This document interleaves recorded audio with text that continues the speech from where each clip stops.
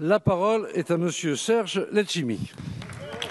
Monsieur le Premier ministre, la mort de George Floyd a soulevé l'indignation de milliers de personnes dans le monde entier. Elle met en relief le racisme vertébral des États-Unis, première puissance mondiale, dont les germes proviennent principalement de l'esclavage des Noirs. Les nations d'Occident, elles aussi, se sont enrichies sous ces mêmes fondations.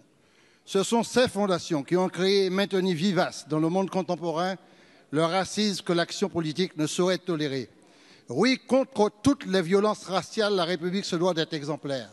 Exemplaire sur l'exigence de justice, de vérité face aux drames humains répétés comme celui d'Amada Traoré.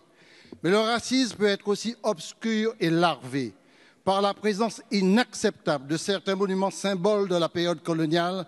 Ici, à l'Assemblée nationale, je pense à Colbert, le père du Code noir, par la parole de celui qui, à longueur de tribune et d'antenne, distille impunément la peste qui lui sert d'activité mentale. Je veux parler d'Éric Zemmour. C'est tout cela qui fait persister un esprit colonial érigé en système, source d'inégalité et d'injustice de génération en génération. C'est cet esprit colonial qui attise des révoltes qu'il faut entendre et qui exige des mesures exceptionnelles.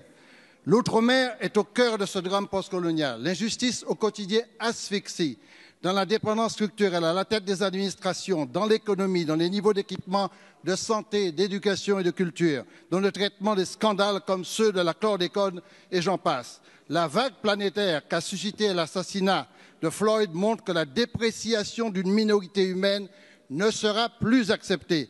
Monsieur le Premier ministre, il est encore temps de donner un sens à ce principe majeur de la Déclaration des droits de l'homme et des citoyens.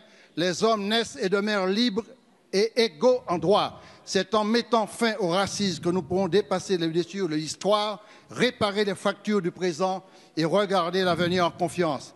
Quand accepterez-vous enfin d'oxygéner ce pays?